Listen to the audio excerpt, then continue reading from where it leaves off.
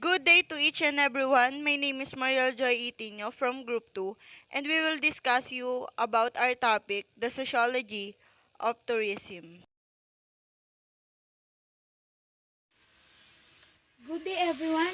My name is Leonard Angel Arenas, DSHM1 from CRT Cabanatuan. The social nature of travel. Travel is brought about by the social nature of man. Human beings, as social animals, feel comfortable in a tour group.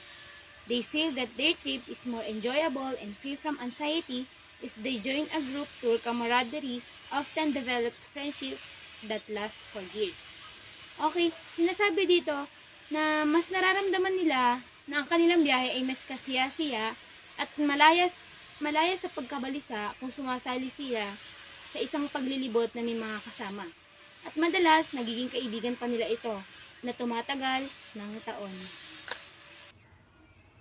The social effects of tourism. Tourism is concerned with the movement and contact between people in different geographical locations. Sinasabi dito, ang turismo daw ay nababahala sa kilusan at pakikipag-ugnayan sa pagitan ng heograpikong lugar. Its sociological terms this involves. Number 1. Social relations between people who would not normally meet. Number 2. The confrontation of different cultures, ethnic groups, lifestyle, languages, level of prosperity, and the like. Number 3. The behavior of people released from many of the social and economic constraints of everyday life. And number 4, the behavior of the host population, which has to reconcile economic gain and benefits with the cost of living with strangers. The degree to which conflict will occur between host and guest depends upon the similarity in the standards of living, the number of tourists of any time, and the extent to which the tourists adapt to local norms. Good morning. My name is Erica May S. Fernando, BHM1 CRT Cabanatuan. My explanation about the rise of new travel patterns. The rise of new travel patterns is the changes in our travel. It has three parts. First, travel clubs. Second, airline groups and arrangements. And the third is special interest tours. What what exactly do these three mean? Number one, the travel club is one of the best places for people to go because it's cheap. Do you have any other famous places? What exactly is the Mediterranean Club? It started in the area of Europe and America. The travel club is spread all over the world. Number 2. Airline group and arrangements. This is the arrangement of the different types of tours and introductions to an airline. It has four parts. Number 1. If you are 15 people, you will be given a discount on the fare. Number 2. This is when you take a long tour with the airline. They will give you a charter, but they will only give you a charter for affinity groups. They have a public charter. He makes it available to groups of people who have the same destination. Number 4. This is what this reward this employees for working well. And number 3, special interest tours. These are activities that you can join anytime. What exactly are the activities they have? These are mountain climbing, fishing, watching, and more. Hi, hello, my name is Aldrin Ortiz, and I'm gonna be reporting preference of the international tourists. So let's start. Relaxation versus activity. Before the work week for the most people, including the middle class, long and exhausting tasks, they demanded holidays that offered relaxation and rest. The work week has been shortened and the annual holiday has been lengthened. According people have started to use their no holidays time leisure to exercise, for example, Some ways to work and back into the world of physical fitness, increasing physical activity like jogging, stretching while watching TV. Oh, we can do also yoga. So let's continue. Familiarity versus novelty. In general, most tourists on their first trip abroad tend to seek familiarity rather than novelty.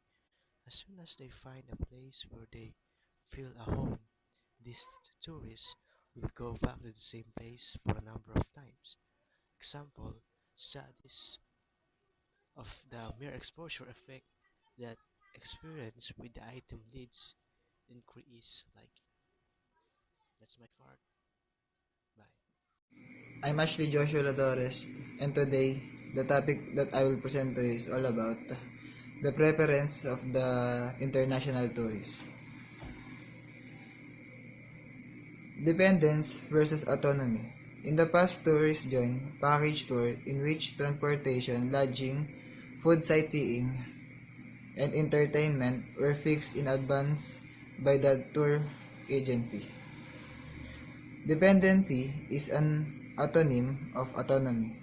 As nouns, the difference between dependency and autonomy is that dependency is a state of dependency. De- dependence. A refusal to exercise initiative while autonomy is the self-government.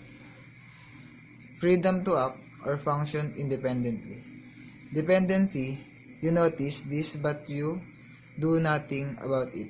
Autonomy, you notice it and go on discuss the situation with your lover. Explain how important your routine is to you. And discuss possible solutions until you find mutual satisfactory plan. Order versus disorder. In the past tourist south, holidays holidays which enforce the traditional concept, conformity, set meals fixed times. Order versus now. The new generation of tourists are not very much concerned about what to wear and how to behave when on holiday. Informality in behavior, a greater tolerance towards the differences of others, freedom from inst- institutional, institutionalized regulations are now the characteristic of the modern traveler. I'm Lorraine Tangal from BSHM1 CRT Cabanatuan. So for today, I will explain the socio-economic variables and their effect on travel. So first, age. There are several differences between patterns of travel based on age. Younger people tend to select more active recreational activities than older people. The elderly, those in the late 60s and upward, prefer more passive forms of recreation such as visiting friends and relatives, fishing, sightseeing, and playing golf. Older tourists tend to travel to farther destinations, prefer ship travel more in spring than younger tourists to do, and spend less than middle-aged tourists but more than younger tourists. So, based on my understanding to this, may pagkakaiba-iba din ng taste yung mga younger than older people. Because younger people tend to select more active recreational while older people they want to travel farther destination. So second, income and social status. Income and social status have a great influence on travel rich person as well as person with higher social status. Travel more than those with lower income and social class status. Higher income tourists stay longer and spend more per day than those with lower income. So meaning to say, younger social status daw natin ngayon or kung ano ba yung merong income tayo ngayon, yun din yung nag-influence sa atin like higher income, tourists, tourists stay longer because they also afford the budget to stay. So third, education. There is a strong correlation between education and travel. Generally speaking, the better educated members of the population have a greater desire to travel. Researchers have found that that the more educated the travelers are, they tend to be more sophisticated in their taste. They prepare activities that require the development of interpretative and expressive skills such as attending plays, concerts, art museums, reading books, playing golf, and skiing. So, dito naman pinapakita na mas majority sa mga tourists yung more activities. In short, there will be more active tourists na mas dinadayo it because of the activities. So last, life stage of the family. The presence of children in the family limits travel. More leisure time is spent at home. As the children grow up and leave home.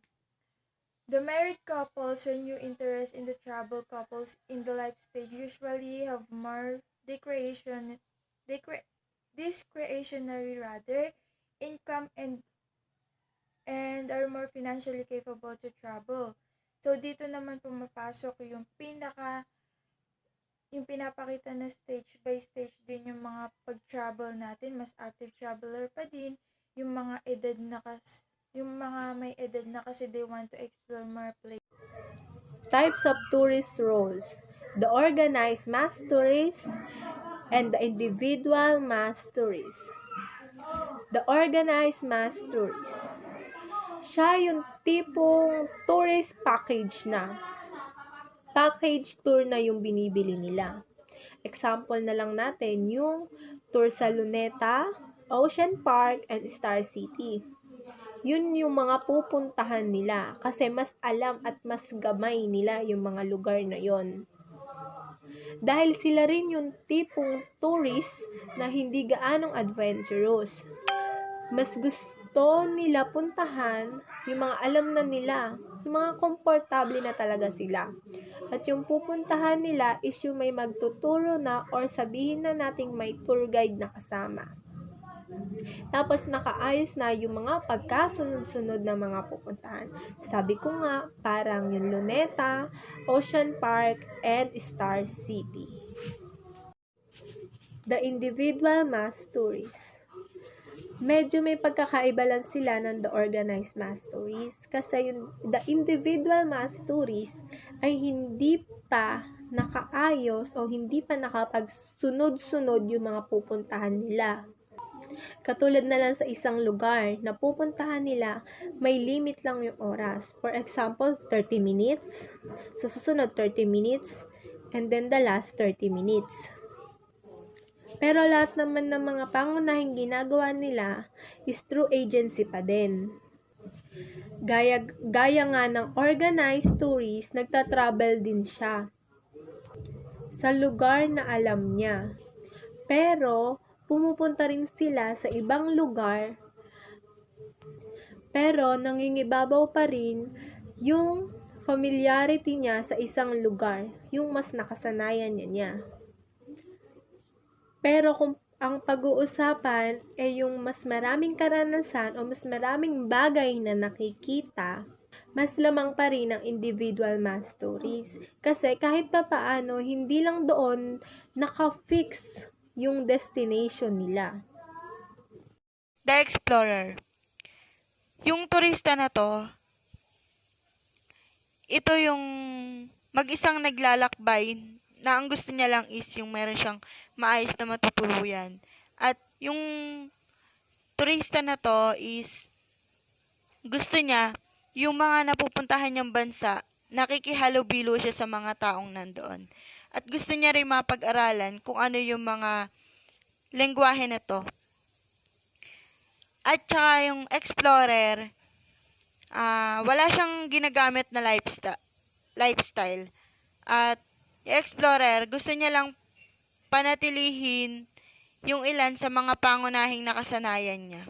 The drifter, ito yung uri ng turista na merong pinakamalayo na pupuntahan. Pero siya pa din yung gusto niya yung kung ano yung nakaugalian niya sa bansang pinanggalingan niya, ganun din yung ituturo niya sa mga taong binibisita niya. At siya din yung uri ng tao na wala siyang sariling itinerary novelty. Siya yung taong inaayos niya yung kanyang sariling paglalakbay na hindi siya humihingi ng tulong sa ahensya at siya din yung uri ng tao na gusto niyang mamuhay sa paraan na kung ano yung mga nakakahalubilo niya. Pero mas gusto niyang tangkilikin kung ano yung nakasanayan niya sa bansa niyang pinanggalingan.